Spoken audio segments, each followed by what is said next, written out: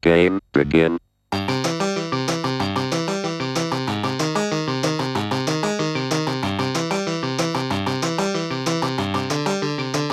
Hello and welcome to the Spike Colony podcast, the podcast with the number 3 washed pre-modern competitors of all time. Again, Rich Shea and Brian Selden stopped returning our calls. I'm here with Michael J. Flores, the slightly less third-placingist player of all time. That's slightly more. You know, I am a third place LobsterCon player of all time. Yeah. As are you. Yeah. So I have kind of actually the topic of the day feels like the misuse of mathematics in Magic the Gathering. Oh my gosh. I think we are vibing. So because we also hung out last night, maybe we're like on the same wavelength. Like right, we calibrated. Yeah. Yeah. We locked like, in. So, yeah. So oh my gosh. I have this idea of mini games. So I'll let you say your thing, but I'll tell you what my thing about mini games is. So I have like a triple threat, like you are using or thinking about math in ways that just like draw you to conclusions that you want to make. So thing one is when people build bad mana bases under like the presumption that they're going to find their source at a later turn. When all that matters is your opening hand. 61 cards or more than 61 card decks. That's always a fun topic. And then like the concept of metagame EV. I'm kind of to hear what you say about that. Well, just because we had this discussion where I was just like, look, I don't care about the decks that suck, right? And Fran was just saying like, if you ignore the decks that suck, like that's not metagaming properly. Yeah. And I was like, you said the super smart thing once when I was just like, you know, it made me think about, am I over-indexing for red mirrors? And you're just like, but it's even if it's the most popular deck, it's not enough of the population to actually think about this. Just like, what is your abstract win rate in the red mirror? I'm like, you know, above 50%. And so it's just like, well, why are you indexed this way? And I thought about it and I was like, I think you're actually right. And didn't change my behavior. Yeah, well, well, you still have lava darts somewhere in there. So. No. I have 3 lava darts in the mono red deck, and I think I'm 1 lava dart in the red green deck. All right, fair enough. I cut the lava dart for a sulfuric vortex in the mono red. Okay. We're slowly getting closer to God's light. The other thing that I brought up was that I think people will be like, oh, I'm playing like this deck. And then they'll just be like, oh, I've got like this section of the metagame covered. So they don't need to, they decide in their heads that they don't need to strengthen against the decks that they're already good against. When, if you believe in math, right? If you take you believe in what is this believe in math? Yeah. Believe in math. Well, so it's like a rounding error where people will be like, oh, I'm like 65% against like this specific deck. And so are you? So they spend. How did you come? Right, exactly, right. So like they barely have a sense of it, but they'll have this sense that I'm like, oh, so you know, some people get it into their heads maybe that they're like, oh, Elves is favored against Harrigan. Elves is very favored against Harrigan. You look at the Duress Crew data, you talk to Elves players. You can definitely lose from the Elves side. Exactly. And so it's not like Elves against Goblins, right? And so that was not happening. Right. Yeah. So people talk themselves into spots where they're like, oh, well, you know, if I'm going to choose between adding like a card in my deck that will like help the Terrigen matchup for like by like 20%. And let me tell you, like, not only can you start a card adding 20%, what is this? Deep analysis. It's just deep analysis, right? Or it's just like any card that says like draw multiple cards, because the Terrigen player is just like desperately paying 4 life to find like 2 of 4 copies of Swords to Plowshares, right? So they can just like Swords to Plowshares each individual thing until they can like Terravore Armageddon. So if you just draw 1 extra creature, they're just dead. Like if all you end up with, like that was like the thing is like people will be so I added the Sky Shroud Poacher to the Survival Elves deck, and they're like, why do you need a 5th survival? Why do you need a 5th Drainage Hermit? Or like if you don't have the first 4 survival. Right, exactly. It's like if I'm playing 3 Drainage Hermits, whatever your Deranged Hermit number is, right? If it's 5, obviously can of 5. But even if it's 4, I would still rather 1 be a Skyshroud Poacher. And they'd be like, you're already so good against Terragon, and why do you need Skyshroud Poacher? I'm like, look, I changed 1 card in my deck. It is better against all the fair decks on its own. We're never getting past this first topic. Yeah. Okay, It's a great, because it's an excellent topic. Yeah. Okay, but this is. Oh my God! I'll put it in short, right? Skyshroud Poacher is 1 card out of 60 that puts the entire team on its back versus like 25 to 40% of decks in pre-modern, right? Okay. And people will be like, "Oh, what if it dies?" I was like, "What?" Yeah. It wasn't even in your deck. Yeah. Every single card. Every single card in your deck can die. Like nobody's ever like, "Oh, well, what if like." What if they bolt your Kesa? Yeah, they can't bolt a Kesa. What are you gonna It's a 3/4. It's a 3/4. So I don't know. Operate the same way your deck was gonna operate. Right, yeah. 3/4 in play. Okay, so I need to respond to a bunch of things before I forget. Number 1, you are talking in the case of Skyshroud Poacher about adding a main deck card, but I think that like kind of the vibe you were on was about like how to sideboard. And the thing that is funny to me is you have a deck like Terrageddon, which is at a substantial disadvantage to elves in game 1, but they could play transformative sideboard and become Terra Oath after sideboarding and be at a tremendous advantage. So I used to have this thing when I was crazy, like I was insane during a period of my life when I guess I was producing a lot of decks that were performing well at the pro level, qualifying a lot of people for the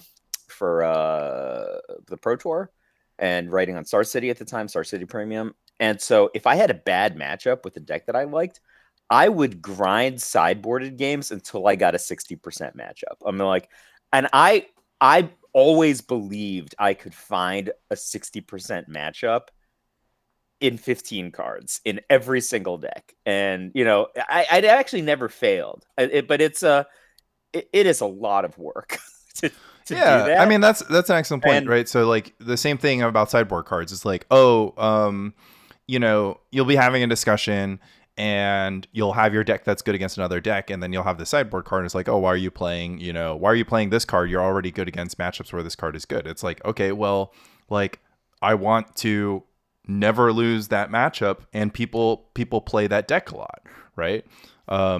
It's not obviously it's a case by case basis kind of thing, but just like you shouldn't just write off a card just because it's good in your already good matchups. Like the object of sideboarding isn't to just only bolster your bad matchups. It's just like it's to bolster your bottom line EV. We get some spread also, right? So yeah, some cards like your Blue Blasts and Dreadnought aren't just for burn, which is a great matchup, but it's just kind of like it doesn't hurt. But you might be playing Essence Flares for what it's worth. Playing against Phil Nguyen and he's got a Nurse's Rage. You can Blue Blast that also. Not if it's kicked. Not if can it's you? kicked. Oh no, not ever. Actually, not ever. Oh, maybe you can't. You you can target it, but it won't do what you want it to. Do anything. All right, so if you look at that, for me in that time period, there was a lot of transformative sideboards or like a lot of weird angles. Like our mono red deck at US Nationals, I want to say 2005, had a swamp in the main deck that you could get with Wayfarer's Bauble. It's like the it's just rampant growth. It's a colorless rampant growth. Yeah, cost 3. And also we had 4 Tendaweiss Bridge, which it was a colorless land for the most part. But you could get it's Gemstone Mine with 1 counter. Yeah. So we could. Well, no, but it doesn't go away. Yeah, I know. But it becomes a waste after it's done being a Gemstone Mine. Like you could cast it against a Tooth and Nail deck. I'm sorry, you could side in whatever the hell. Quick aside, we're allowed to talk about card names from Kamigawa because it was like two sets after pre-modern. Yeah. And also like Kamigawa is spiritually like in the power level. Yeah. All the cards suck. It's a lot of Pithing Needle is pretty good. Come on, man. What a great Sakura, you're like glazing Sakura Tribe-Elder. It's man, like a marginal improvement to rampant growth. Doesn't get played. Doesn't play after like the year 2000, like 11. Don't talk about my man Sakura Tribal. Oh, actually, you know what?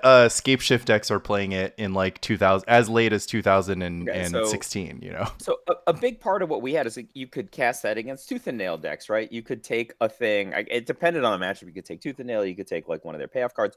But we also had this transformative sideboard strategy against mono blue decks where they had a huge advantage in like a fair game, but we just took all of our creatures out. Like we took all of our Arcsloggers and Jens Thorens out so that when they had bribery or whatever, they had nothing to target, which was really kind of fantastic. And we had Bosiju, who shelters all, which is the sorceries are uncounterable. And then we would just cast like cranial extractions and beacon of destruction against them that they couldn't counter.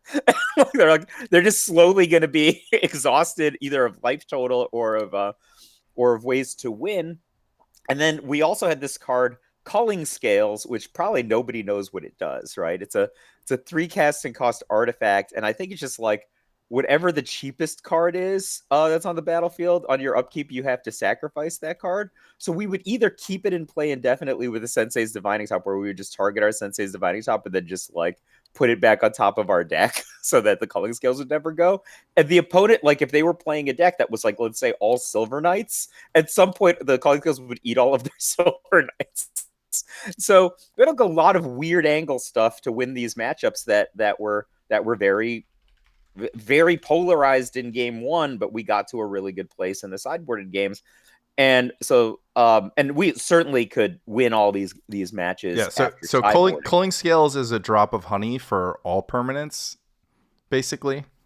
Mm-hmm. Yeah, but you can keep it around with Sensei's Divining Top. Right, because you'll target the Divining Top. So it just abysses, and then if it's got nothing, then you just target the top. Yeah, so your opponent basically can't play if they can't interact with the permanents properly. This card is 37 cents. Buy. Is this card not the coolest card ever in EDH for some reason? I don't know, man. Is Sensei's Divining Top banned? Because you kind of need both of them. Not in EDH, right? Because everyone just plays like mana rocks, so it just sits there and you just destroy mana rock. Eats their stuff, right? Yeah. So like that would be a really good example of, we did very transformative stuff in order to win bad matchups. And so I had a twofold idea. One of them is, so I was like, I would make the kind of argument I think that we were making fun of a second ago. I was like, I added this card to my deck and that it gave me 20% matchup improvement. And John Finkel once said to me, he's just like, no, it didn't. You have any idea what a 20% matchup improvement is? How can you hinge that on one card? What if you don't draw the card? Yeah, you're like more than. I mean, what would it have to be? You have to draw the card 80% of the time for you. It's just like you win 100% of the time that you draw the card. There's just no way that's true. But if you hear like people talk, well, I can't lose to replenish. I have disenchant in my deck. I will just disenchant your Parallax Tide. How could I? To be fair, we talk like this all the time, right? Because we'll just be like, well, they can't beat Meddling Mage. And then they can't beat Meddling Mage sometimes, but sometimes they can. So there's that. And then so I was thinking like, all right, how do I get back at stupid fucking Lanny? Because like all you ever want to do is talk about how I don't brew. So I'm like, let's do a prize or whatever where some listener, maybe in the bougie group, maybe in non-idiots or whatever, they just pick a card and then I have to like make a deck and play with that card. And if I can 3-0 with that card, then they get a prize. But that forces me to brew, and then you lose. I mean, I feel like forcing you to brew shouldn't be that hard, right? Because you always but they always pick a card. Yeah, that's fair. But you always start down this path, like right, like. Over the course of this podcast, the last 3 weeks, we've talked about these black decks. You've wanted to build, suicide. You've wanted to I make decks. I just don't show them to people. Yeah, but if I don't like them. I just don't show them to people. I mean, that's fine. Like I'm understanding of like the somebody asked me the other day. They're like, oh, like how do you choose a deck? What do you do for your like what's your process for these decks? And I'm like, well, I play a deck for like 3 matches, and then if it sucks, I stop playing it, and then if it doesn't suck, then I keep playing it. But sometimes the vibes are immaculate. You need to make it go. Yeah. Well, I mean, exactly. I mean, basically, all I'm saying is that they kind of had a sense that they're like, oh, maybe like because the goal is to reach a deck for a tournament, right? And I recently played Survival Madness, but I wanted to play Merfolk Looter. I was just like. I was like, this dice to removal thing is not selling me. And of course, right now, red removal is not very present, right? So like your Merfolk Looter equity goes way down the more Mog Fanatics there are. But if your opponent is just lava card. yeah, it's not It's Shay's favorite red card. But if your opponent is leaning on Swords to Plowshares, like the crutch that it is, propping up like this entire section of decks. There's so many good things you can Swords to Plowshares, and you chose a Merfolk Looter. I mean, they have to plow it. Like that's like they have to plow it, or else I'll draw a card. And guess what? Like drawing a card beats, so here's the thing. It beats like 70% of all decks, but only 30% of good decks. Right? And that goes into the metagame weighting thing I was like talking about, where I'm just sitting there and I'm just like beating up on these like Terravor players because they use their Swords to Plowshares on my Birds of Paradise, and then I have a Merfolk Looter now, or they disenchanted my Survival and I went and got a Merfolk Looter. All right, so there's so many mini games, okay? Like, so you're saying a thing that to me implies a mini game. So I'm gonna talk about a slightly more powerful card and a thing that I actually did this week. Right? So there are no more powerful cards than Merfolk Looter. Okay, so I'm going to name a card that is similar to Merfolk Looter, has the same casting cost. Oh my god, you're going to say it. Yeah. I think even you will agree it's more powerful. Okay, so I was playing at the 1-1 table at League this week. I was playing Replenish. Round 1, I had beaten... I don't remember. I'm old. I don't remember. Second round, I lost to Bill Ellis on Mono Blue Dreadnought. Like you do, right? Sometimes you win that match. Sometimes you lose that match. He 2-0'd me like a child that was pushed down. Yeah, you're playing the second best deck in the format, and Bill was playing the first best deck. First deck. He won the roll too. To be fair, on this podcast, we should be sticking to the third best thing. So, in the future, try to keep your hands off Replenish and Dreadnought. I stopped three Dreadnoughts in one turn, and that was not enough Dreadnoughts to stop in one turn.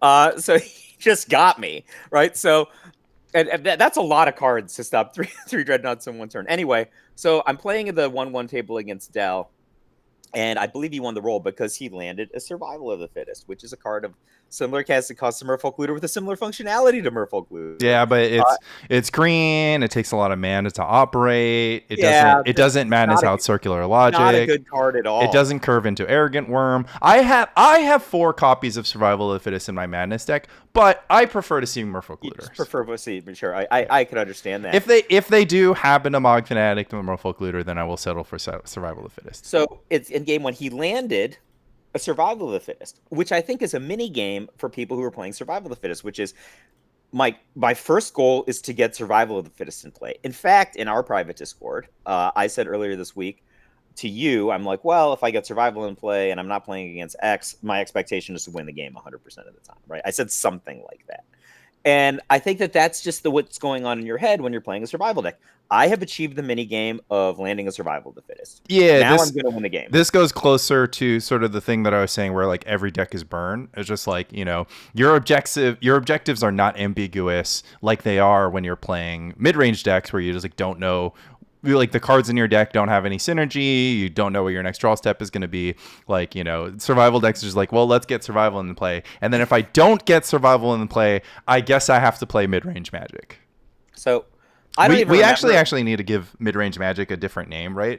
We have to what is it called? I guess it's fair Magic. Like, what is it called when you don't connect with your synergies? When you don't find your synergies, you're on the multiply. Straight.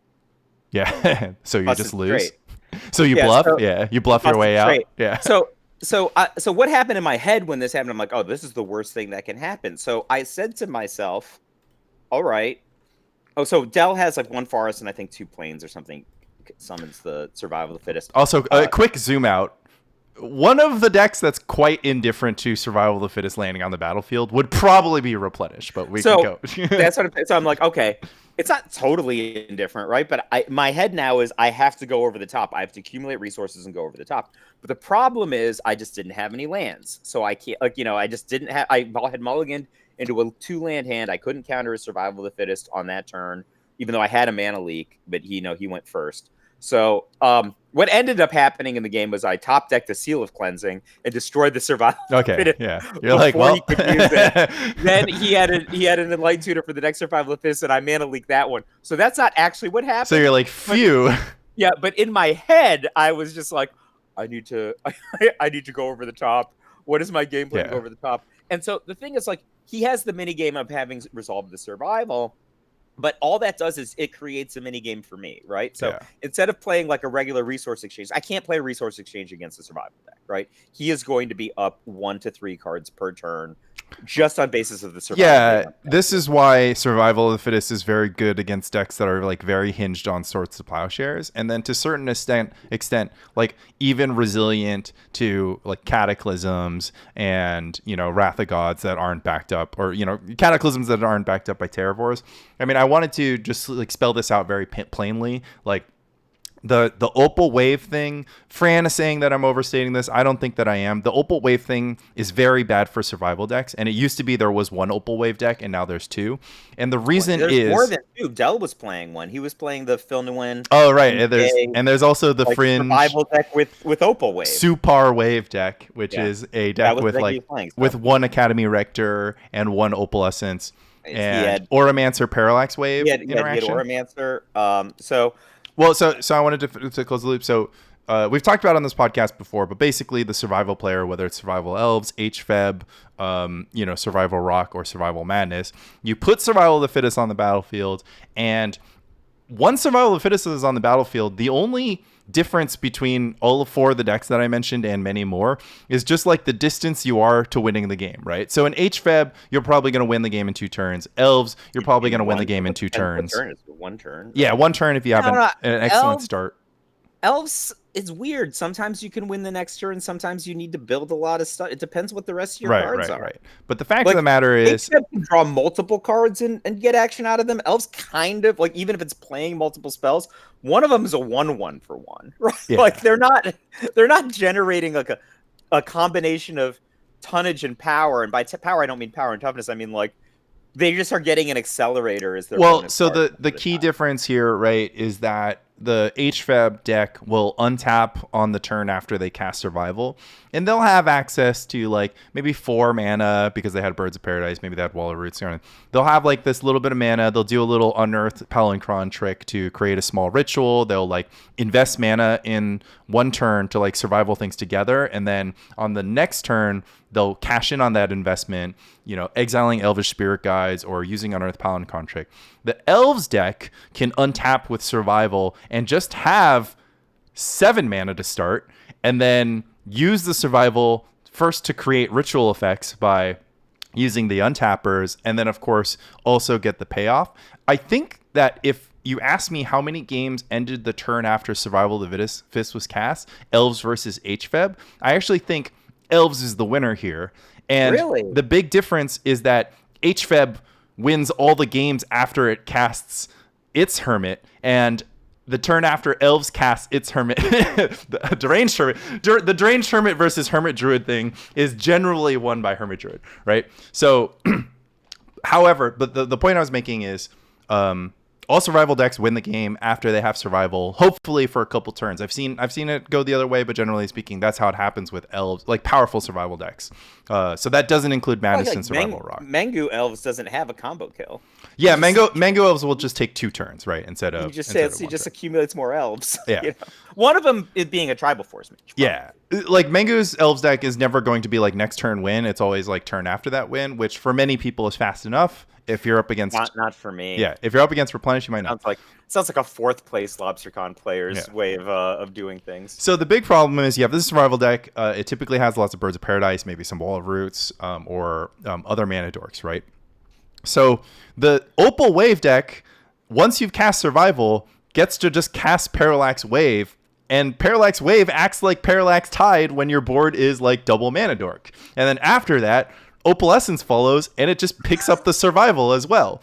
And so even if you had a 1-turn window or a 2-turn window, like all your opponent needs to do, like they're a 4 Swords to Plowshares deck already, right? So they can kind of slow you down. But the nice thing about the Parallax Wave deck as compared to Land Still or, whatever, is that it has like this Ends other instead of thing to back up. continuing to go. Yeah. like, Yeah. like the land still deck's like, I mean, I was gonna say I have a huge advantage, and I think that's to correct that to saying like I have my equivalent of an advantage, Yeah. which just allows me to continue to attempt to continue to generate advantages for the next 10 turns. It doesn't like, what do you got there? Well, I've got a standstill, so it's hard for you to cast spells. But get this, I can make 3/1/1s like 2 turns from now. What do you think about that? Yeah. I'm gonna draw a card. Yeah. That'll give him the business. Yeah. And then I also wanted to add that like the presence of Parallax Wave is just like also really shitting on these like Roar the Worm, Call the Herd type tokens. But I digress. We're talking about, what are we even talking about at this point? I don't know, man. We're never going to leave this topic. It's you said Dell's plan is to resolve survival, right? No, I said like so. And then you just stopped it. I think like everybody just has this plan, right? And one of the things that I was thinking about on the topic of mini games is when people think about mulligans, right? So you look at your opening hand, and I think like the level 1 way of thinking about mulligans is, okay, if I keep like, and I don't know what your hand is when you're thinking about if you're going to mulligan or not.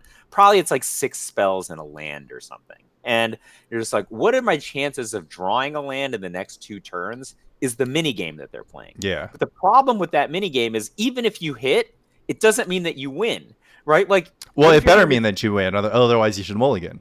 Yeah. So like, what if your hand is all 3 casting cost spells and you're just like, okay, I'm going to hit a second land. You can't even cast anything, like, so like that is a mini game that you have to play, but this mini game is not terminal to victory, right? So I think like one of the things people have to evaluate when they're playing this mini game is, what the hell mini game am I playing? Okay, I like this topic because it requires a person to make an estimation, and the fact of the matter is that we are so bad at math, we just do what we want, right? Because like it's the same with logic and morality. Yeah. Like, you're like, oh no, logic has dictated that this is the right thing to do. Nah, dude. Whatever church you went to when you were a kid dictates what you're going to do, and you're using logic in air quotes to justify right, that. It's a post hoc justification. So yeah, like, your church might have been watching Sesame Street, or your church might have been watching John Wick. So that's the church you were educated at when you were a little kid. No love for VeggieTales? I mean, come on. I'll illustrate a situation that came from our video last night where I was playing Reanimator, right? All right. And I opened up a 7-card hand. We recorded a video last night, or get to start. Yeah. You'll check it out on Rebel's channel later, but I'm playing Reanimator, and I open up a hand, and it's like Island Swamp. Everything he's gonna say is just bullshit. No. This isn't the game. No, this isn't the game you're thinking of. This is to talk about what you were saying, which is like what happens about your top. So my hand is Island Swamp, Careful Study Exhume, right? And no creature. And so I'll just give you a sliding scale, right? What percentage do you think you need to be able to hit some reanimatable monster for you to keep that hand? Like, if I told you were 50% to hit, would you keep the hand? I mean, just take a step back. I don't know the exact contents of. I'm telling you. Listen. I'm telling you sliding scale. So you look at the hand, and you can be playing any kind of reanimator deck. You can play a reanimator deck with 20 fatties.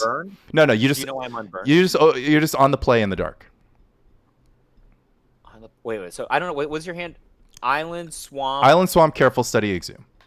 And then XXX. You had 3 other cards. Yeah, XXX. Like, but are they interactive cards, or are they? Let's just say that they are like, yeah. I mean, because if they're either card drawing or interaction, like a counter spell or something that changes what I would do, right? If they're all lands, then this hand is much worse than a hand that has like 2 counter spells. Because let's just say they're all land. Well, okay, so the purpose, I could buy time with the counter spell. The purpose of this exercise, right, is that you are in the spot. Maybe you're on 6, or maybe you're on 7, right? I just want to start pulling levers and ask you a question of risk tolerance, right? So, because your example is like pretty similar, right? A 1-lander or a 2-lander. And you might be in a spot where you would say something along the lines of, okay, I've got X creatures in my deck. That results in a 60% chance to hit a creature, right? Or you mulligan to 6 and you might just have a colossally worse hand. You can have maybe you're less than 60% chance to have reanimate a big creature, looter, and reanimation spell, right? And so you might talk yourself into a spot where you're just like, oh, well, I'll take my 60% odds. Now, not to mention that 60% is very high for 3 looks at a monster, right? Or 2 looks at a monster. You don't have a 60% chance of getting a monster in the next turn, right? I mean, you do if your deck is 50% monsters, right? Monsters. Yeah. I'm not sure that you have a 60% chance of hitting a land in the next, right? So the thing that I would say, I would actually answer your question differently. I'm sorry if this is fouling the question you're asking, because I don't think I'd evaluate it based on, in the dark, what likelihood of drawing a monster do I need in order to make this hand keepable? I would just think, like, is this 7-card hand, which is like 2/3 of the way there, better or worse than a random 6 cards off the top of my deck? And I think it's probably better than a random 6 cards off the top of my deck. That's what I was thinking. Yeah. Right. So versus you're just like, okay, if it's actually a binary mini game where you're like, if it's greater than 50% chance monster keep, if less than 50% chance monster mulligan. Like, that's not how I would. Well, yeah, I mean, that's good, because I think that, at the end of the day, I think in this exact situation, it is like kind of difficult to use math to help you along, right? So you can figure out what the number is, but what that number implies about how you should behave is like kind of a weird thing, right? Like, it's a good anchoring point where you're just like, okay, at the very least, right, I'm like 30% to monster, right? But then you have to, like, there's too many counterfactuals, right? You're just like, well, what if I don't hit a monster, but I'm able to loot these 2 lands away and I draw another looting spell, right? Or like you said, I draw some interactions. Yeah, but drawing counters keeps the game.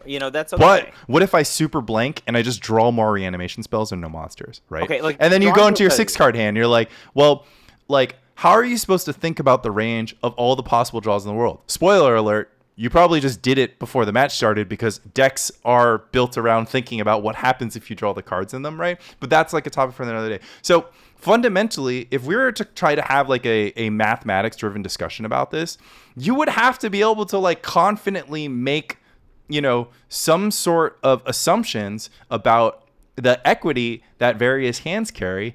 And right now, as I'm thinking through this exact situation, I'm thinking, there's no way that I could possibly have an unbiased, rational approach to blending all of the numbers on my outlook. Like, you just have to do vibes. So, yeah, I completely agree with you. Yeah. So if you think about it like this, there's a famous story.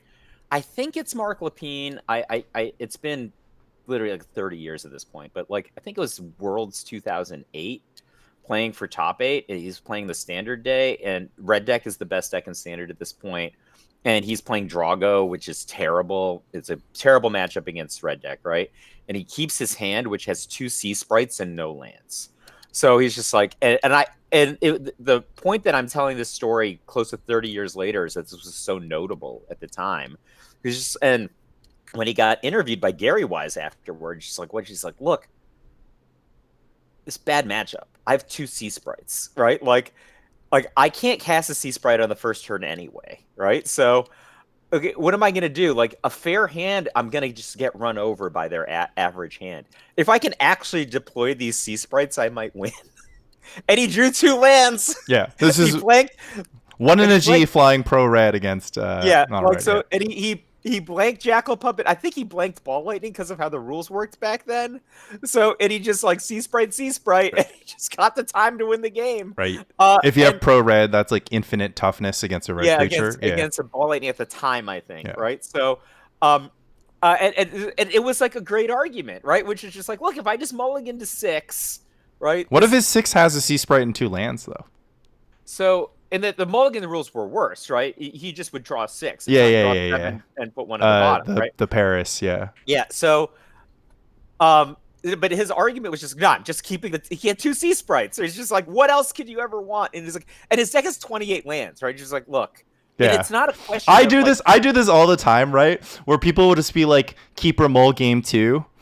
And I'm just like, okay, good hypothetical question, because your hand contains one of your sideboard cards, and if you're thinking about mulliganing this, then I would just change your sideboard. Like, I'm just like, what more can you ask for? You have a sideboard card in your hand. You only have like whatever 6 sideboard cards for the matchup. Are you really gonna mulligan this? okay, so I used to do when I would grind out these sideboarded games to try to get to 60% in the bad matchups. I used to start with a sideboarded card in my hand, which is a thing Rebel did in actually one of our playtest games last night. So it's like if I have it's very sideboard disciplined playtest strategy, right? Is start with the sideboard card in your hand. What is my likelihood of winning? Because that actually tells you if you should mulligan. It actually tells you if the sideboard cards are good. Ooh, and likelihood. It sounds like a math word, though.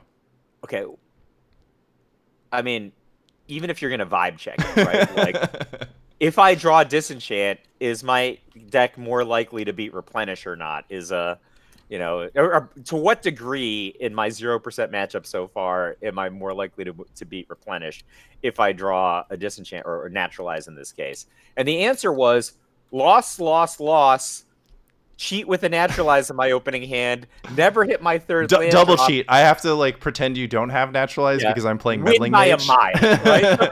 So she wins by a mile the game, and then she cheats with the naturalize. No, it's by a margin of 1. Well, if you compare that to 3 consecutive game losses, or at least 2 consecutive game losses, it felt pretty good for Rebels. It's crazy how far the Goblins versus Replenish matchup has come. All right, I'm making a declaration. As I've talked through this with you and thought about what I think, I'm calling it right now. Math is dead. No more math. Agreed. No more math on this podcast. Like no more. Yeah. No more. What's your take? No more math and magic. No more math. I am done. 5. Yeah, I am done trying to tell people that, oh, like I am 81%, like whatever, like this is like a 60% spot if you draw. Like, sure, it works on the level where you're sitting there and you're like, okay, my opponent's at 3 and I have 8 spells in my deck that do more than 3 damage or more from this spot. You are just describing heartbreak. And so I am. You're saying are just heartbreak. This percent to win. Okay, you're allowed to do. You are allowed. I'm giving our listeners one pass, which is that you are allowed to do math when it's deterministic. But I am also going to tell you that you are too bad, and I am too bad, and Michael J is definitely too bad at doing counterfactuals to invoke mathematics in any other situation. If you are maybe there's some like Rich Shea brain out there that can invoke this, but our brains are too small. So get your math out of my magic. We are just talking about how things feel and my friend and Jeff, stop using math as an argument. The Spider-Man pre-release with next week. He's playing a game at like U.S. Nationals like 1998, and Bob Maher is behind him, and he's playing the red deck, which is like Fire Blast, Ball Lightning, but no lightning bolts back then. And he goes to make a play, and Bob's just like, no, do this instead. He's like, why? It's just like, well, what's going to end up happening over the next 3 turns is you're going to draw this, and then Fire Blast.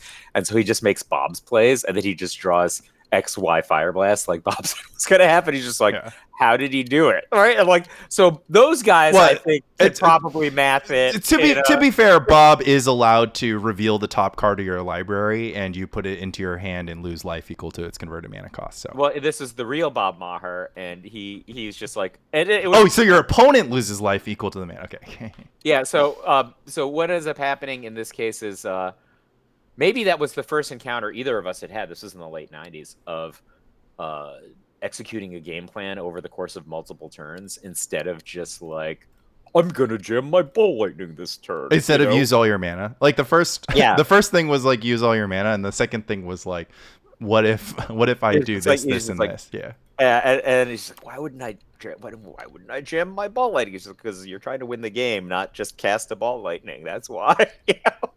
And it just happened. He still tells the story. He's just like, remember when Bob was watching me play and he said to do this, this, and this, and then I drew the Fire Blast, and he's just like, it was crazy, So, like we were gaming out some scenarios, just like, look, this looks pretty bad, but if we draw any 1-mana burn spell into a Fire Blast, we actually win this game. And we drew a land instead, and then you were like, okay, I know that when you drew the land, you lost the game because I think your hand is Lightning Bolt, Fire Blast, which it was.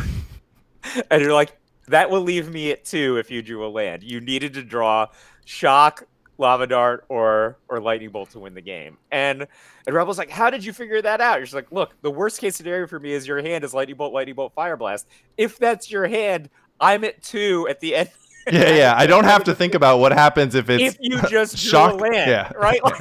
Like it's like Mike makes the correct play.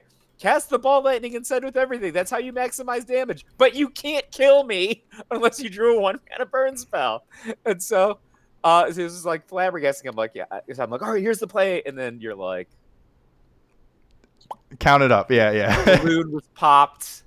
But I actually think that was useful. I don't think she saw the line of like tapping out with the ball lightning, right? Maximizing damage. Yeah. Into the Chroma, it just suiciding the ball lightning because that's how you get the most damage. Yeah, it was a very weird spot where Rebel's hand is like burn spells and ball lightning. It's lethal if we draw a 1-mana burn spell. Yeah. Right? Oh, actually, in this case, it wasn't a bolt fire blast spot. It was just like a flooded out spot. And it was about maximizing damage, so it feels weird to like send your ball lightning into a Chroma, but actually it's always the right play because you have a Jackal Pup or you have a Mog Fanatic and a Grim Lava with a Mog Mancer. Fanatic and a Grim Lava Mancer. Like the intuitive play is use the Grim Lava Mancer and then like Lightning Bolt. But like I'm like, no, we can't win if we take that. And I will add I will add that this is why Jackal Pup is still good against Wall of Roots decks, right? Because if you have a Jackal Pup in play and you draw a Ball Lightning against your Wall of Roots or Wall of Blossoms, they have to block the Ball Lightning, right? And so Jackal Pup is getting in for damage, and how much damage does Jackal Pup need to do for it to be above replacement? 2.5. Yeah. 3. Unfortunately, you can only do increments of 2, right? So 4 is above replacement. So the answer is either 2, which is not above replacement, or 4, which is above replacement. Right. Okay, so I will revise. You're allowed to do math with the burn deck because all the numbers are very hard. Yes. Yeah. So moral superiority. Yeah, they're literal numbers, right? There's like your opponent's life total and the amount of damage of cards you do. But you can't. It's like so hard to transpose that onto other decks. I will use another example. Because a lot of people, you mentioned earlier that it's like, look, card advantage as a concept is not very useful. People just like it because it gives them something concrete that they can count, right?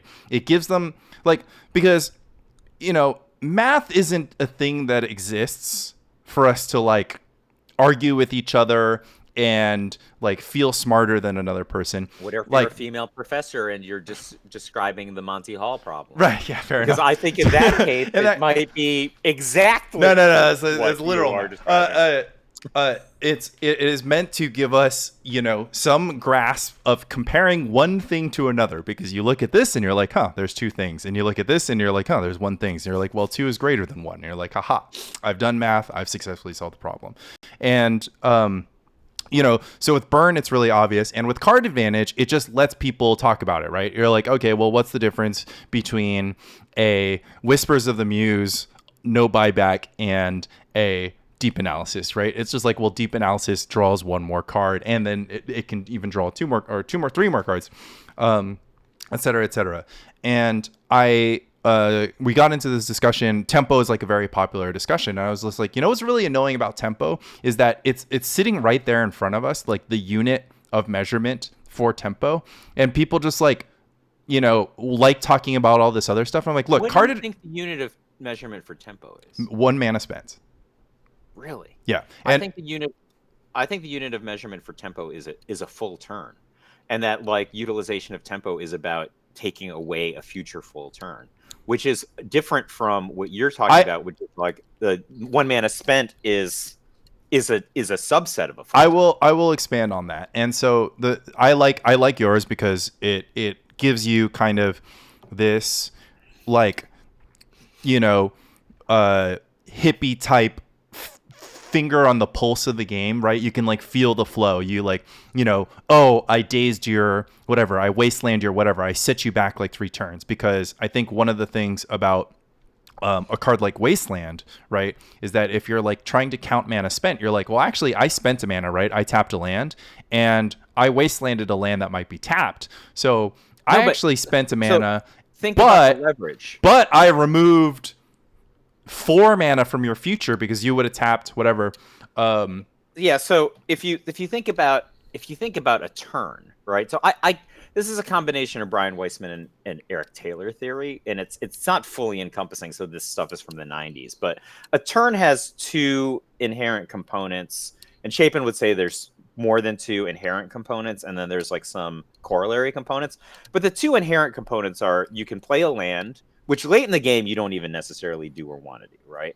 But it matters a lot in the early game, right? That's why like a rampant growth is so powerful in the early game, because you get a half turn ahead. Okay, so you can play a land and you draw one card, right? And most of the things that we think of as powerful in Magic are about breaking one of these two essential symmetries, right? So you put more lands into play, you're taking fractional full turns. If you draw extra cards, it's like if I draw 3 extra cards, I've taken like 1.5 additional full turns, because drawing one card is by Taylor's definition half a turn, right? So I draw 3 cards, just like I get half, half, and half, so I'm like 1.5 ahead now.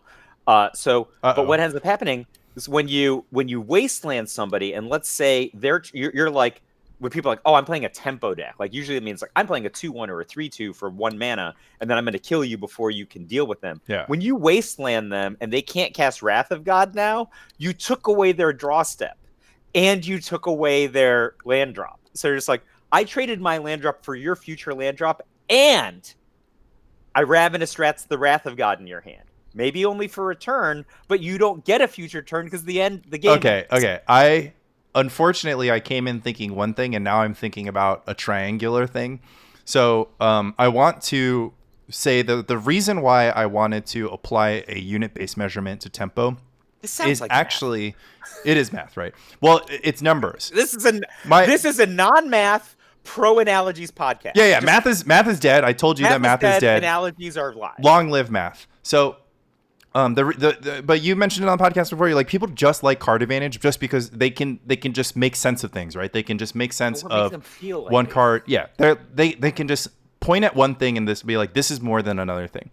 And but tempo is closer. When people think about tempo, they think about it more in the like, you know it when you see it type situation, right? I think I even said that when I wrote about it. Yeah, exactly. Yeah. And I was just like, well, we have things that we can count, and mana is actually the easiest thing for you to count. And so just like you can be like, oh, virtual card advantage, you can have virtual tempo, right? So Wasteland is -1 tempo because your opponent tapped 1 mana and you tapped 1 mana, but you lost the land, right? But they lost the land. So it's actually... I had a really hard time reconciling the card Rishodon part. Oh, yeah. Like, 2 for 1 mana. Yeah, well, and sometimes they get a cast an instant. So it's 2, and then they go -1 unit. Yeah. Or they go +1 unit. At the time that Dust Bowl was good. I'm like, and people are like, no, Rishodon port's really good. And I'm like, and obviously in that era, I ended up having Rishodon port in some of the most important decks I designed. But I didn't get it. I'm like, no, I'm using 2 cards for 1 card. Because I didn't understand that, like, when I stopped them from casting the Wrath of God, right, I'm like, virtual -1 land drop. You're like, you're getting +1 card. You're getting something, and you're like trying to attach a like value into your mind, and the problem is you're like, this is just a feel thing, right?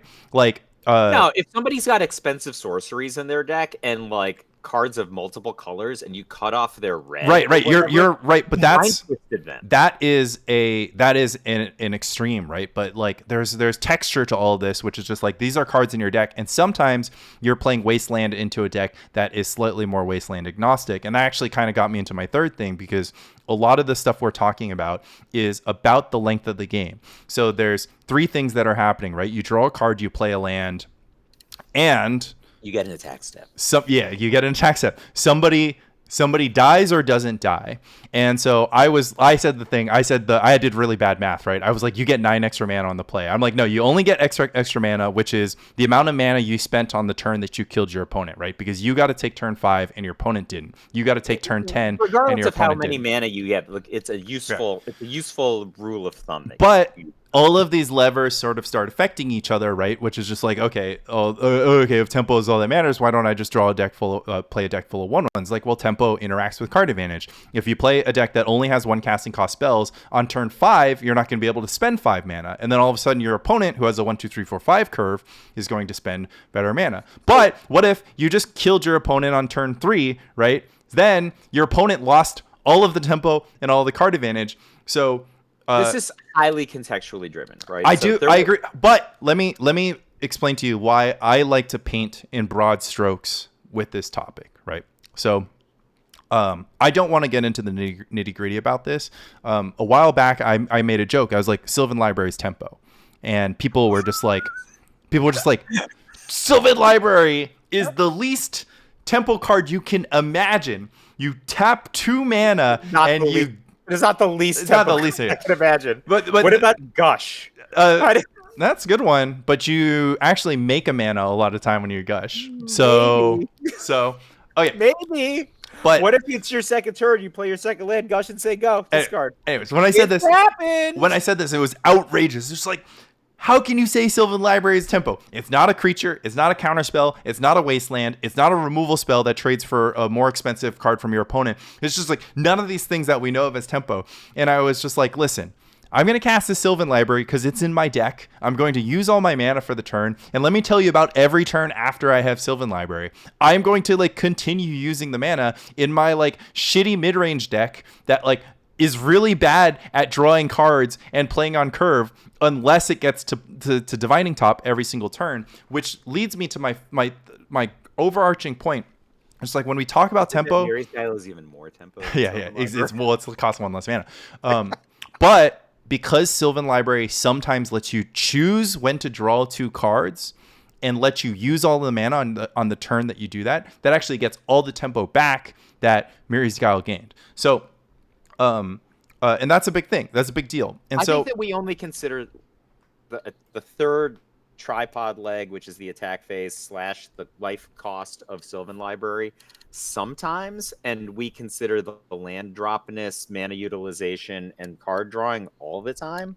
So I think that's very much what church you grew up in, and most of us grew up in a church that one more card is better. Okay, and that's right, +1, right? But that's what because you guys pray at the Church of Card Advantage, and I go to the Church of Tempo, and you guys are like, we know tempo, we know about Days, we know about Wasteland. I was like, guys, you don't know tempo. Tempo is bigger than you ever thought, and this is the broad stroke that I'm going to paint with. Every single deck in Magic is designed to utilize mana and cards, right? They're designed to convert to utilize life.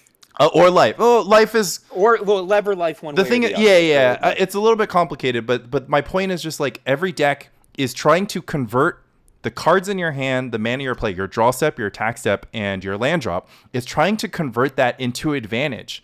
The nature of that advantage, who cares, right? People are like, oh, one common thing is just I don't how can you call a Xerox deck a tempo deck, right? You're spending all this mana doing nothing. You're just doing air. You're just churning through your deck. It's I think that it's just a blue deck that spends its mana instead of a blue deck that doesn't spend its mana, which is a lot of the blue decks. Right. It's only in contrast to this other thing. But I'm like, what if I just pull? But if you use the mana to just draw a land, whereas because you have 17 lands in your deck, but the deck with 27 lands just draws the land naturally, who's really ahead? That's right. So exactly.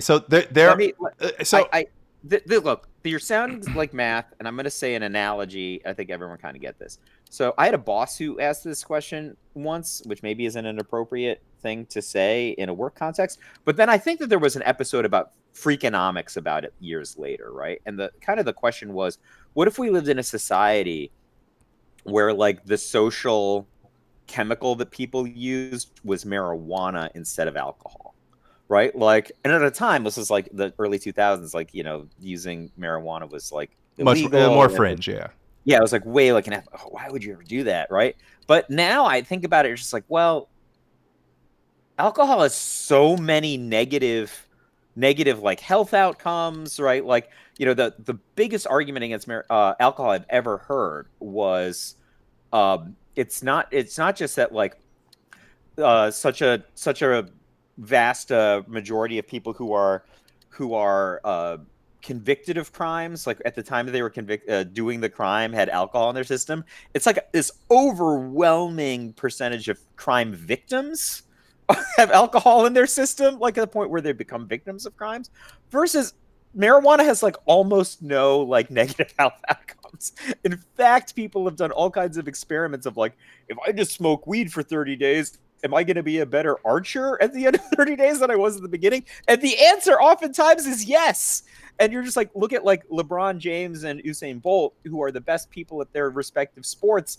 Those guys smoke hella weed, right? Like Andre Agassi was famously in a marijuana scandal in the late 80s. I mean, I'm putting scandal in air quotes, right? Because of how it was. But I think this is the sound of the similar thing, which is like everybody was raised in a society where people were, drinking a hearty brew of Card Advantage instead of smoking, a lightning bolt. And if we had created this alternate society, maybe everyone would play Magic. You're like, what if Sly came before the deck?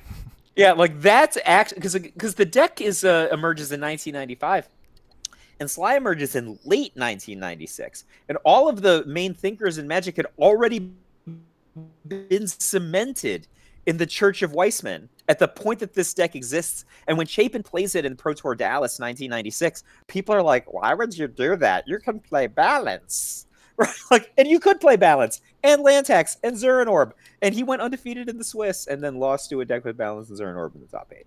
But that never became foundational. Like, Dave Price was the kind of the guy of this for a while, and he was the most popular Pro Tour player for a while, in part because his deck was accessible from a price standpoint. But when Dave retired, I think that people just went back to drawing extra cards instead of dealing extra damage. I think this also parlays into kind of what we talked about agency and feeling smart, and that ties into the third thing, which is just mathematics, which is just like you can have two 60% decks, but the one that makes you feel smarter as you win is like the one you're going to gravitate towards. Powerful thing. I also think that I gave you this isn't even an analogy. This is just like a translation, right? Like you could have two 40% decks, right? And one of them is just like 40% to win any random game, right? And then the other one loses. Yeah, 40% against the field versus 100% against 40% of the field. Yeah. So the other one's just 80% against 40% of the field, 0% against 60% of the field, right? A lot of people will be like, "Oh, I like the first one." They have identical win rates. No, it doesn't. If you're 80% against 40%, then you only have 32. You have to be 100% against 40% of the field. No, the thing that I sent you came out to the same win rate. So maybe it's 80% against. This is why math is banned, by the way. Yeah, it's 80% against 50% of the field, 0% against 50% of the field, right? Not 40%, right? So but they have identical win rates, and but people are like, "No, I would play the 40% against the field one, not the other one." I'm like, why? They're exactly the same. So right, they have the same EV. However, however, that's the thing is like the EV thing. One, it's purely theoretical. It starts with the question of like if you somehow were able to say that this deck is like whatever. But that's the thing is like I actually I'm so victim of this kind of thinking because, like you said, it's just a post hoc justification. I have no way to prove my underlying assumption that my deck is 60%, 65%. Like, I just can't do it. I can't do it. I'm so distant from deterministic, right? You have things that are true, right? Which is like your opponent has 4 life. You can only draw a Fire Blast. That's 6%, right? Or you're dead, yeah. Yeah. Versus, oh, I'm going to choose this deck for a tournament. I feel like I'm 80% against Dreadnought decks, but I'm 25% against Replenish decks, and Dreadnought decks are 30% of the field, and Replenish decks are 15%. Like, just stop. Don't come at me with this stuff. I'm over it. I'm done. I'm actually so frustrated. I'm thinking about how much time I've wasted trying to attach numbers to Magic. The field in air quotes is really bad in certain tournament types. It's so in a winner-take-all tournament, like a PTQ, right? If there's like one winner, that's a very poisonous way to evaluate your deck decision. Because if you're really good at it, it just means you lose in the top 8 and the top 4 every week. Right. But so, what you're saying, I did that for years. What you're saying, like we actually kind of ran into this where we talked about it often. We're like, why do people say stuff like Burn's a good deck to top 8 with? And this was in 2023, right? So we're like, why do people say stuff like Burn's a good deck to top 8 with, but not to win a tournament with? Because we're like, Burn feels really good. It's like, why do we say it's just good to like whatever? More Dreadnought and Enchantress decks in the top 8. That's the Yeah, right. But there's more rock decks in the field because the rock is certainly not making top 8. yeah, so but the thing is, like, none of this stuff we can like really back up with vibes, because if we're sitting there and we're like running our simulations, like it kind of ends up just like, look, if your deck is like, 65% to win a given match, but that's why I'm saying, like, all of this breaks down. Like, Magic cannot be touched by math. Like, the day that we are able to craft a super intelligence that can optimize Magic, like, that will be like the day that we can finally mathematize math. But the thing is, math is so far away from like algorithmic solvers and like whatever. You as a human are less powerful than a chess bot or a poker bot, right?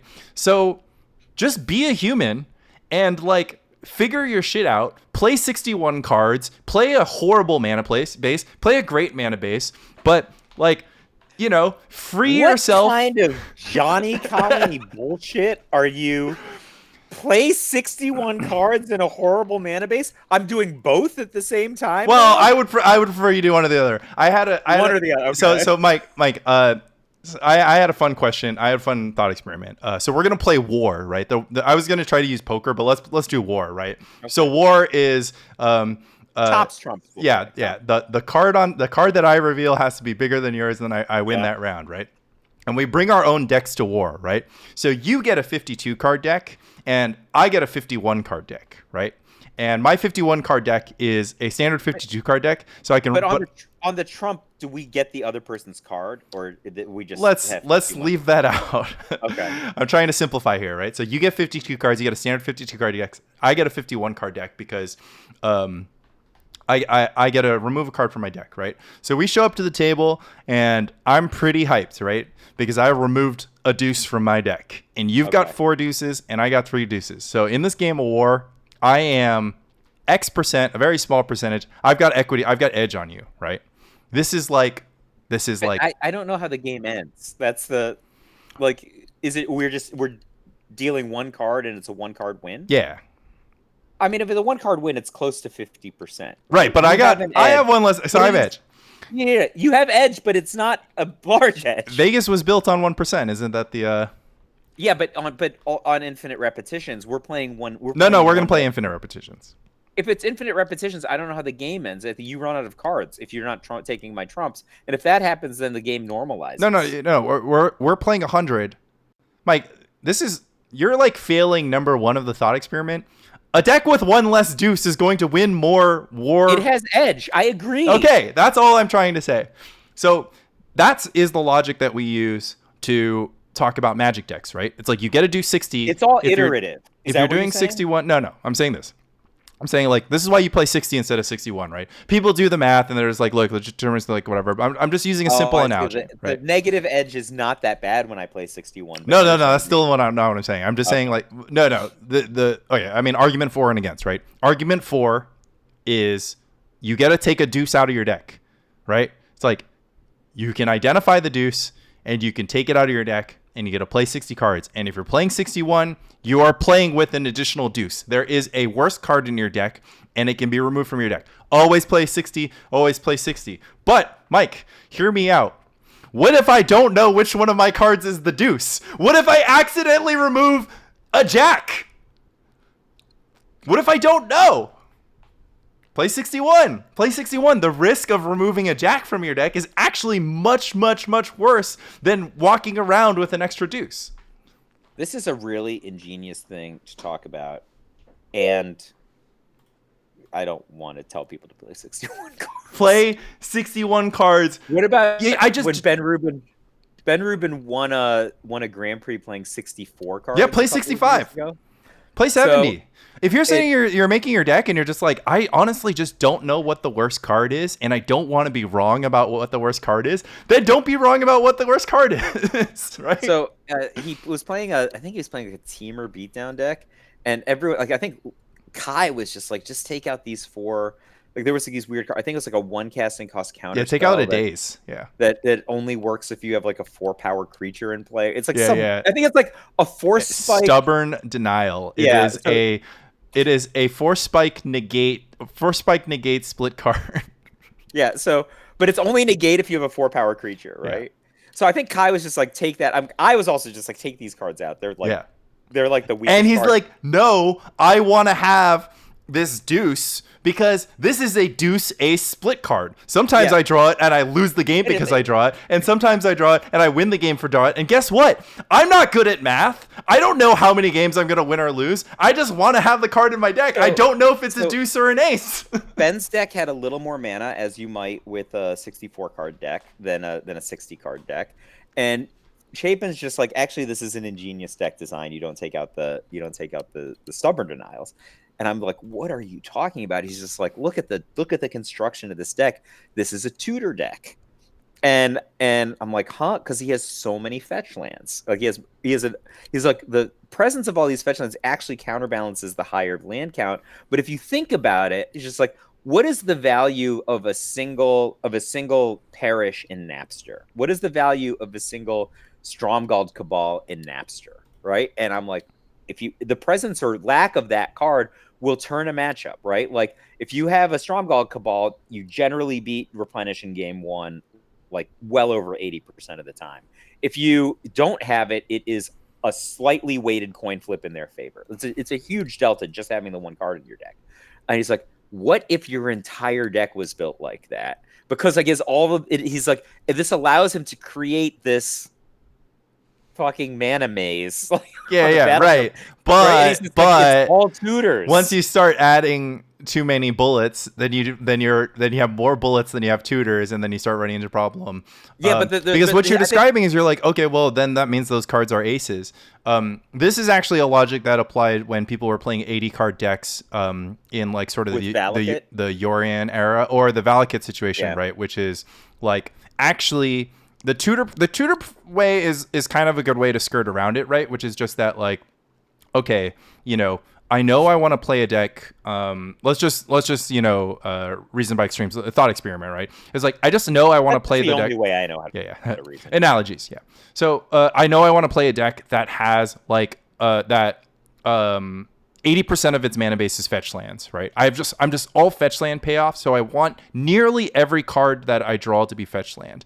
And in a 60 card deck, in order for you to have like a certain fetch land density, you won't have enough fetchables, right? So you're like, I minimum need 7 fetchables in my deck, but a 7 fetchables deck, I can only get to like 7 fetchables and say 21 or 14 fetches or whatever. But if I play like 70 cards or 80 cards, now all of a sudden I can still have 7 fetchables, but now I can play, 30 fetch lands. And I can have a 37 land deck where I have a higher percentage of fetch lands, and my deck is over leveraged on fetch. Like all of my deck cares about fetch lands. I never want to draw my regular lands. But you have to have a minimum number of fetchables in order for the fetch lands to activate. Yeah. So I think I get it with the Valakut analogy, because like if you're in Valakut, if you get like certainly 2 Valakut triggers, your likelihood of winning the game is close to 100%. Yeah, the Valakut thing is basically goes in the other direction, where you need to have a minimum of 8 mountains in your deck once you cast Gate Shift. If you drew too many mountains before the Valakut, you now no longer can trigger Valakut. Right, which is a little bit weird for a deck that has like this combo finish, right, to play more than 60 cards. But I digress. These are not the scenarios I'm talking about. The scenario I'm talking about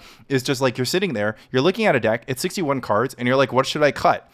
And generally speaking, I would say like you should probably cut a land. But the land is most likely to be your deuce, right? Most of these freaking decks that you're having these thought experiments around have weird cards that shouldn't be in anybody. Yeah. And you're just like, well, I got my survival deck, so the incremental debit card charge of having Sky Shard Poacher or a Kesa in my deck is pretty low. I probably won't draw them in most deck games, but sometimes I really want a Kesa. Like, what if they have an engine? Exactly. But that's the thing. What you're doing right now, you can't solve that with math. You can't math your way out of the situation. If you're sitting there and you're looking at your deck, but it's not going to tell you what to do. Yeah, exactly. Like you can't. But we just don't have an algorithmic solver because we don't know the EV of the Kesa. We don't know the EV loss of the Kesa. We don't have the counterfactual. We don't have the opportunity cost. We don't have access to all those numbers. So why don't we just stop trying? And why don't we just be like, you know what?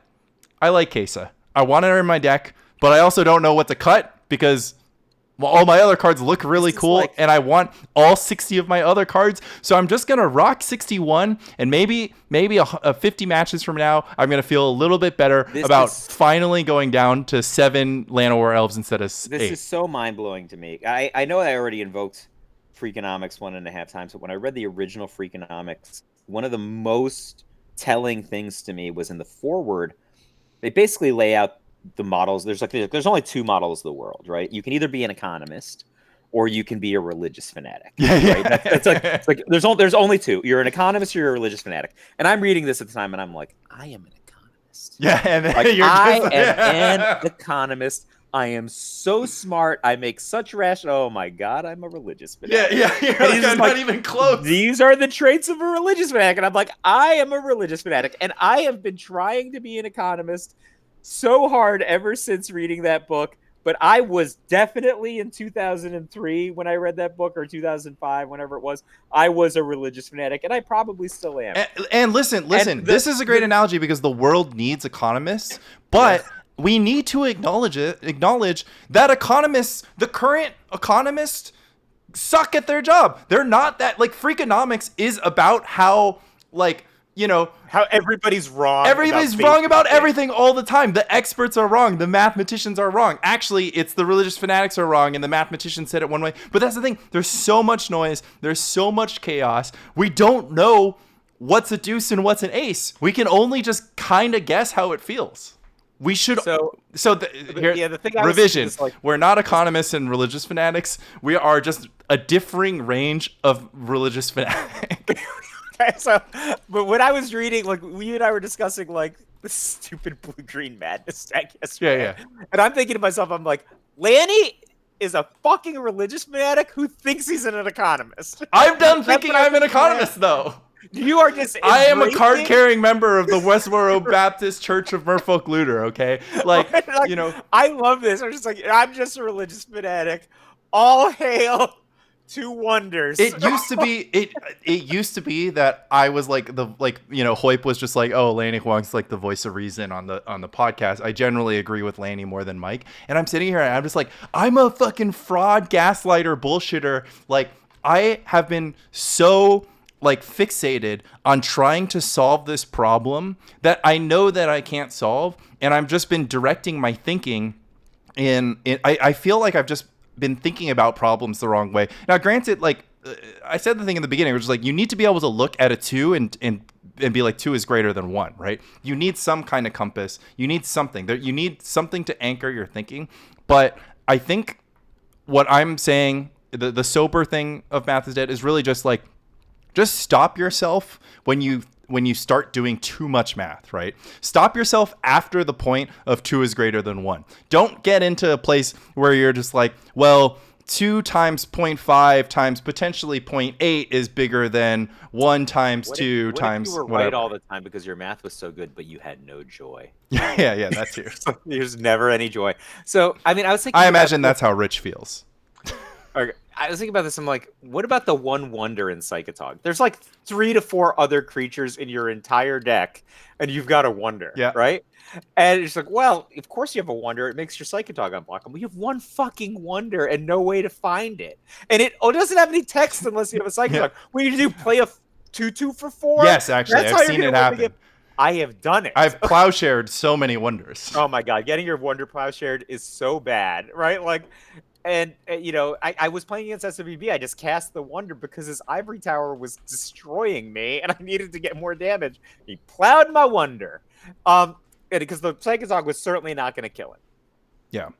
So, long story short, I'm like, is wonder even good? It gives you a functionality. Like, it does give you a functionality, but the functionality is accessible in some decks they don't even have factor fiction.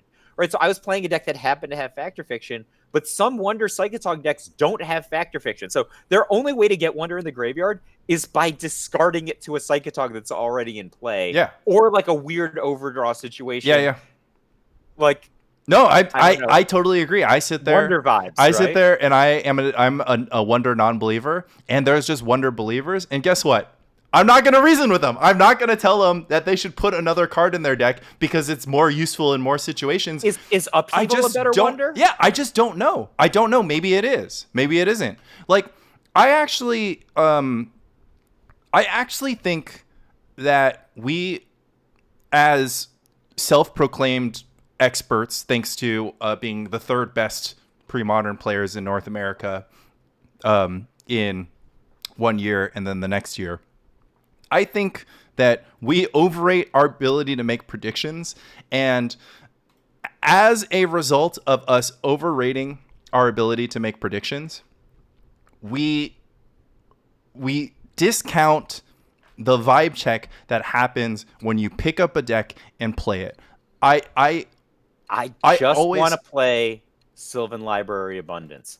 And I have convinced myself that Sylvan Library Abundance has an edge against Quiet Speculation. And I have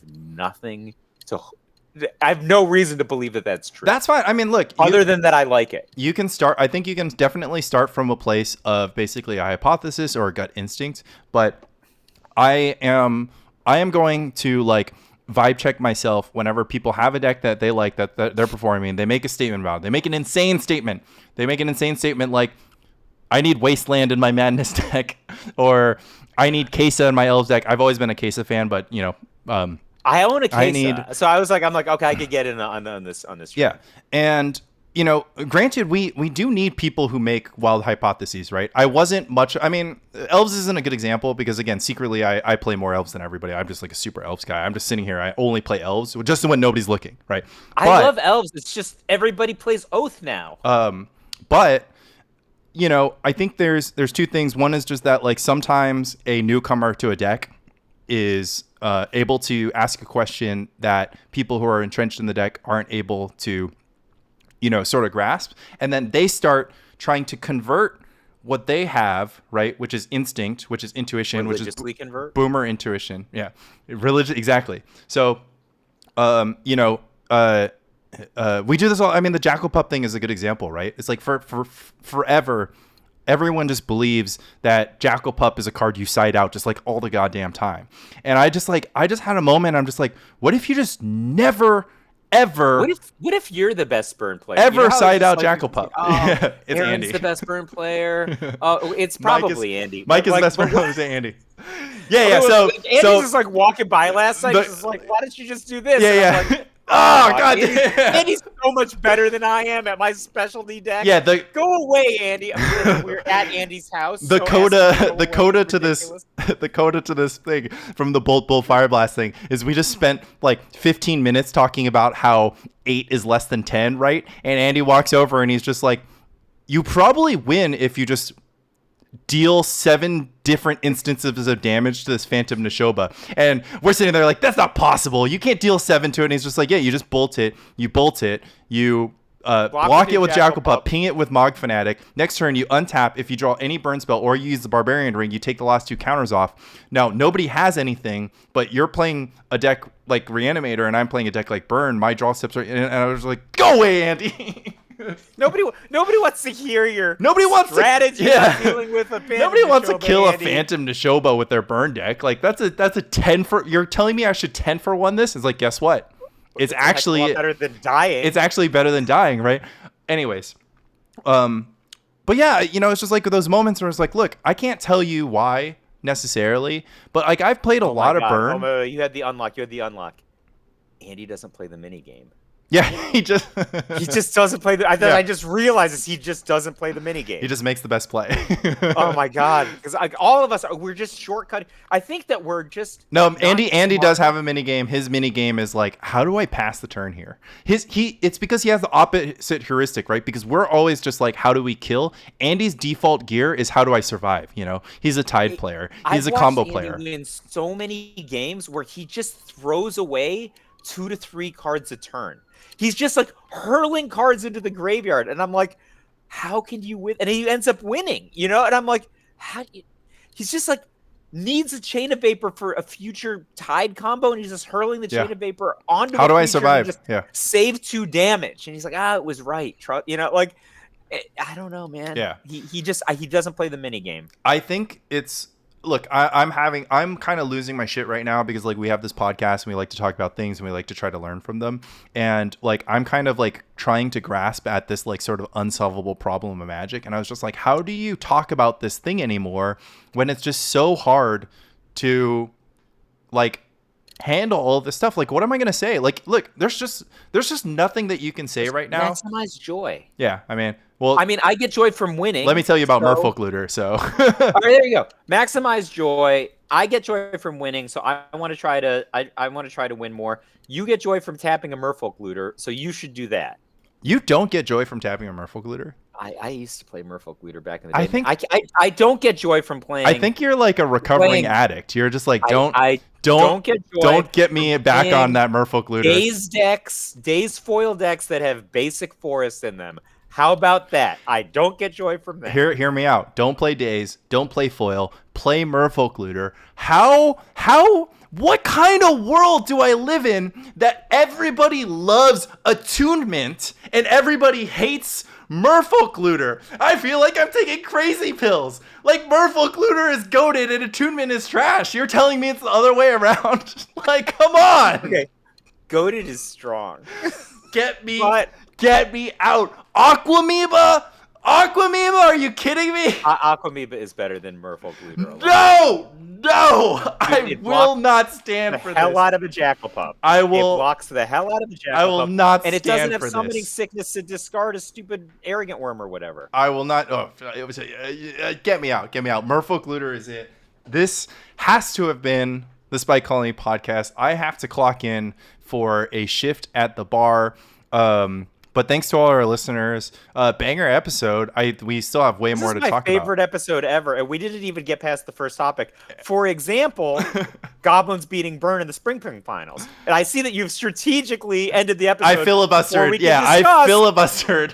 Goblins beating Burn in the Spring Fling Finals, which was on my list. Congrats to Brandon Econ and Nathan Shu for making the Spring Fling Finals, and of course Econ taking it down with red-black goblins. Shout out to Mike Hoyp for fitting in the Spring Fling into his busy schedule before the fall brawl, right under the gun for the fall brawl, despite the fact that we are now in fall.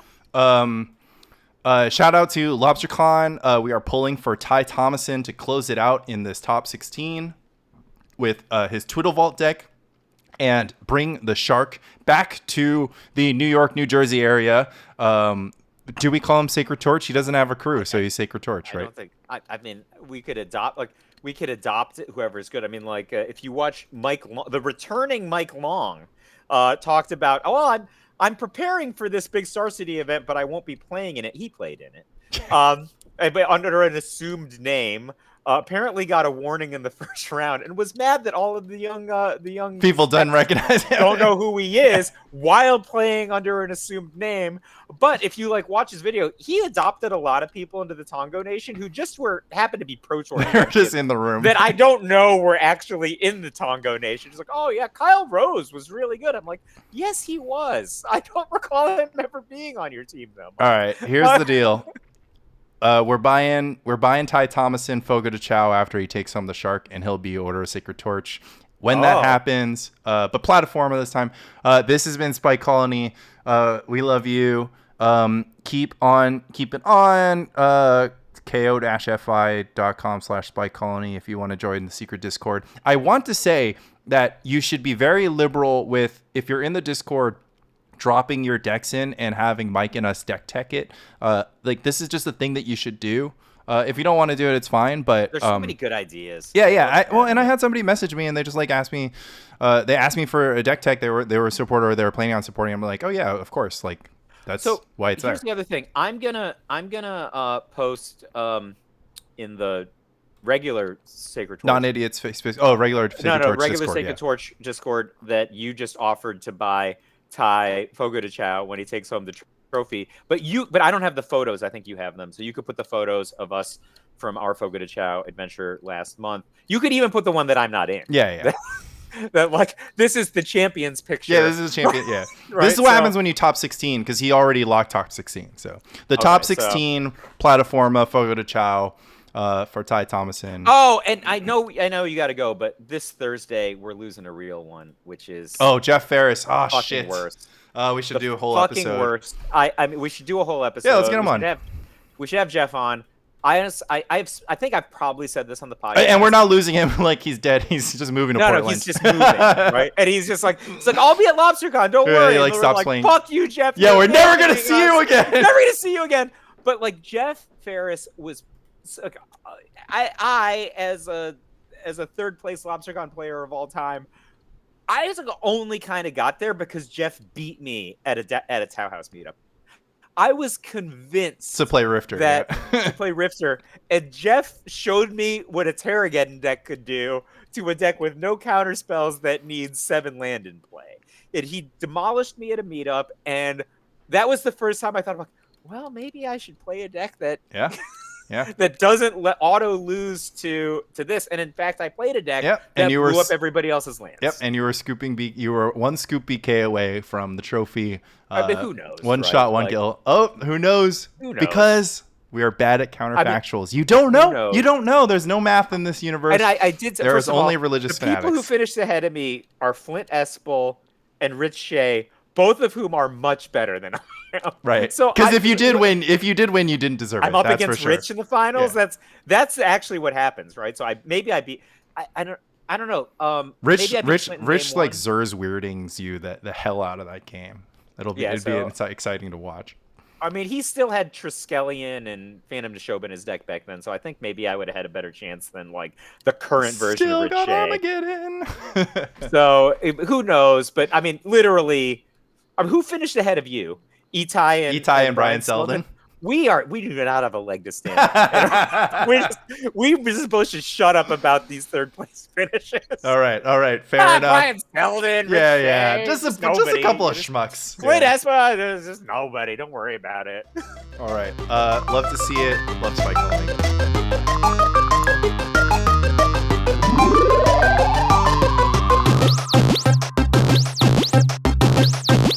Game over.